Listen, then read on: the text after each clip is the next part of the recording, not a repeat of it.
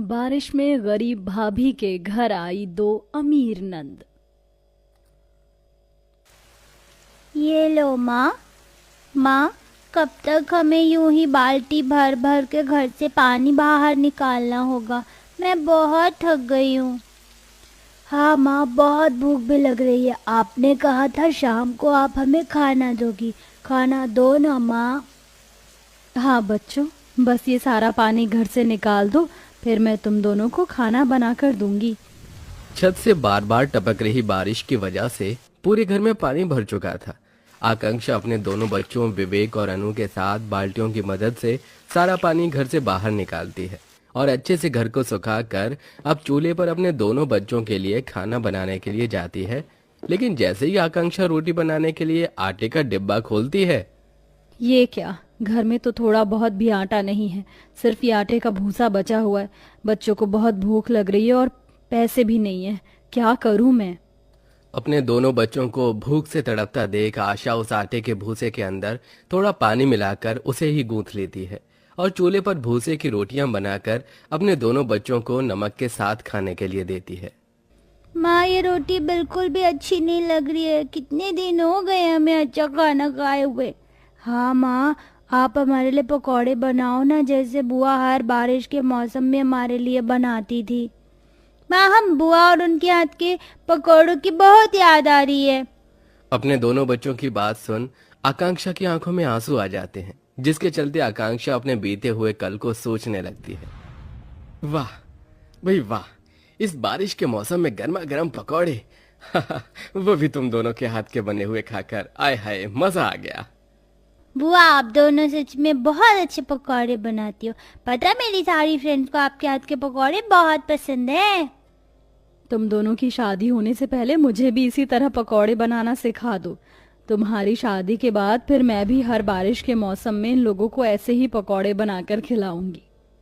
अरे भाभी, आप क्यों फिक्र कर रही हो, शादी के बाद भी हम हर बारिश के मौसम में आप सब लोगों से मिलने आएंगे और ऐसे ही गर्मा गर्म पकौड़े बनाकर खिलाएंगे।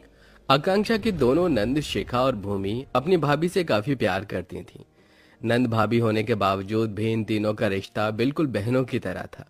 समय बीतता है और आज आकांक्षा की दोनों नंद की शादी होती है। भाभी, हमें आपकी बहुत याद आएगी, आप हमसे मिलने आया करोगी ना।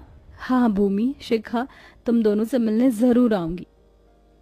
भाभी, जब भी कोई परेशानी हो, कोई बात हो, तो आप हमें जरूर बताना। हमारी शादी हो गई है तो ये समझकर हमें पराया मत कर देना। दोनों नंद भाभी के गले मिलती हैं और विदा होकर अपने ससुराल चली जाती हैं। और ऐसे ही कुछ वक्त बीत जाता है। आकांक्षा के पति करण का बिजनेस काफी अच्छा चल रहा होता है, लेकिन एक दिन करण का बिजनेस पार्टनर उसे बिजनेस में धोखा दे देता है और सारा बिजनेस अपने नाम करवा लेता है, जिसके चलते करण अपना सब कुछ खो बैठता है और पूरा परिवार देखते ही देखते सड़क पर आ जाता है। मेरी ही गलती थी कि मैंने उस पर इतना विश्वास किया। क्या करूं कुछ समझ नहीं आ रहा है। पल भर में हमसे हमारा सब कुछ छिन गया। वो तो भगवान का शुक्र है कि ये सब कुछ शिखा भूमि की शादी के बाद हुआ। कम से कम वो तो अपने ससुराल में खुश है ना। अपनी दोनों नंद की शादीशुदा जिंदगी में किसी तरह की कोई परेशानी ना हो, इसलिए आकांक्षा अपनी नंद को इस बारे में कुछ नहीं बताती। वहीं करण मजदूरी का काम करना शुरू कर देता है। रोज की तरह काम खत्म कर करण घर लौट रहा होता है। जो भी कुछ करण और उसके परिवार के साथ हुआ, करण वो सोच सोच कर काफी परेशान हो रहा था कि तभी एक गाड़ी से करण का एक्सीडेंट हो जाता है, जिसमें करण की जान तो बच जाती है, लेकिन घायल होने की वजह से करण काफी समय तक बिस्तर से नहीं उठ सकता था, जिसके चलते अब आकांक्षा पर घर की सारी जिम्मेदारियां आ जाती हैं और अब अपने बच्चों और पति का पेट पालने के लिए बेचारी आकांक्षा को सड़कों पर झाड़ू लगाने का काम करना पड़ता है। माँ, हमारे घर में रोज रोज पानी क्यों बढ़ जाता है? भगवान इतना लाचार किसी भी बाप को न बनाए। मैं तो तुम सब पर बोझ बन गया हूँ। ऐसी जिंदगी जीने से अच्छा है कि मैं मर जाऊं। ये आप क्या कह रहे हैं, ऐसा मत कहिए। अगर आपको कुछ हो गया तो मैं और बच्चे किसके सहारे जिएंगे। बच्चों, इस सूखी जगह पर तुम बाबा के साथ यहाँ बैठ जाओ, मैं पानी को घर से निकालती हूँ। भारी बारिश होने की वजह से सारी रात आकांक्षा घर से पानी बाहर निकालने में ही बिता देती है। सुबह होने के साथ साथ धीरे धीरे बारिश भी कम होने लगती है। सारा घर साफ कर आकांक्षा जैसे ही दोनों बच्चों को उठाने के लिए जाती है, तो उसके दोनों बच्चों का शरीर आग की तरह तप रहा होता है, जिसे देख हे भगवान, इन दोनों को तो बहुत तेज बुखार है। सुनिए जी, आप इनका ख्याल रखिए, मैं सरकारी अस्पताल से इनके लिए दवाई लेकर आती हूँ।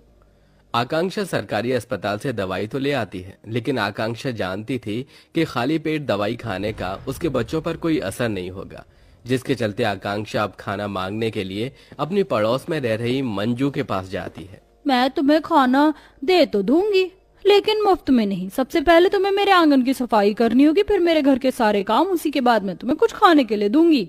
अपने दोनों बच्चों की ऐसी हालत देखकर आकांक्षा मंजू के कहे हुए सारे काम करती है, जिसके बदले मंजू आकांक्षा को थोड़े से चावल दे देती है और उन्हीं को उबालकर आकांक्षा अपने बच्चों को खिलाकर दवाई खिला देती है।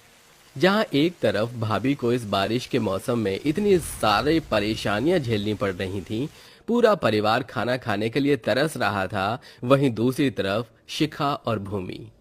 बारिश के मौसम में जब तक गर्मा गर्म पकौड़े ना खाओ, तब तक बारिश के मौसम का असली मजा आता ही नहीं है। लेकिन ये बारिश का मौसम और पकौड़े अधूरे अधूरे से लग रहे हैं।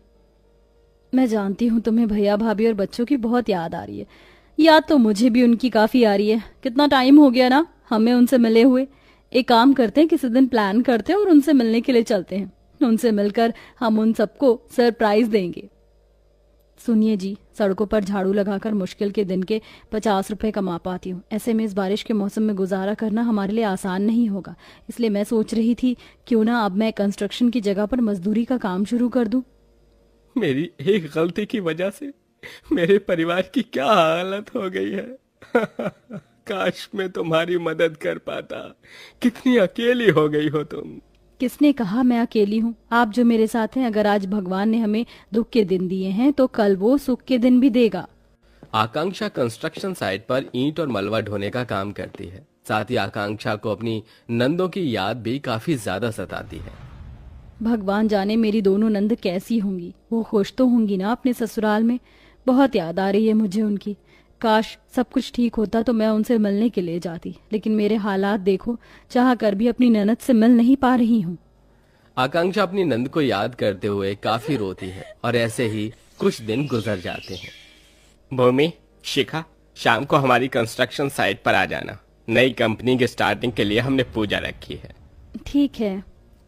शाम होते ही भूमि, शिखा अपने पति की न्यू कंपनी की कंस्ट्रक्शन साइट पर आ जाती हैं और पूरी साइट को अच्छे से देखने लगती हैं। भूमि, इस साइड तो हमने अच्छे से देख लिया, अब पीछे की साइड चलते हैं। शिखा और भूमि जिस कंस्ट्रक्शन साइट पर होती हैं, दरअसल इसी कंस्ट्रक्शन साइट पर आकांक्षा मलबा ढोने का काम कर रही थी। दोनों नंद जैसे ही कंस्ट्रक्शन साइट के बैक साइड पर जाती हैं तो अपनी भाभी को मलबा ढोते हुए देख लेती हैं, जिसे देख उन दोनों को अपनी आंखों पर यकीन नहीं होता। भूमि, ये तो आकांक्षा भाभी हैं। हाँ, लेकिन यहाँ पर इन मजदूरों के साथ काम क्यों कर रही हैं? दोनों नंद को अपनी आंखों पर विश्वास नहीं होता, जिसके बाद वो कंस्ट्रक्शन साइट के डीलर के पास जाती हैं और उसे आकांक्षा के बारे में सब कुछ पता करती हैं। मैडम, क्या बताऊं इस बेचारी के बारे में। इसका पति बीमार हालत में बिस्तर पर पड़ा है।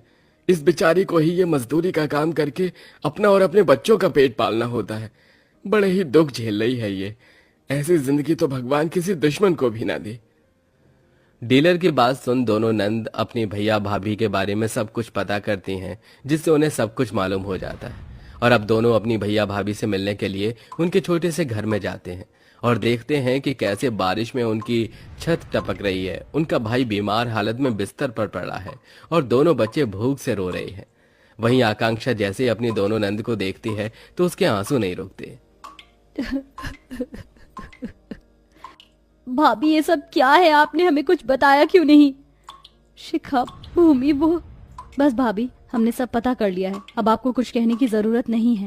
चारों तरफ घर में पानी भरा और छत से टपक रहे पानी से परेशान अपने भैया भाभी और दोनों बच्चों को भूख से तड़पता देख दोनों नंद मिलकर उन सब के लिए गर्मा गर्म पकौड़े और ढेर सारा खाना बनाती हैं। न जाने आज कितने समय बाद पूरा परिवार पेट भरकर अच्छा खाना खाता है।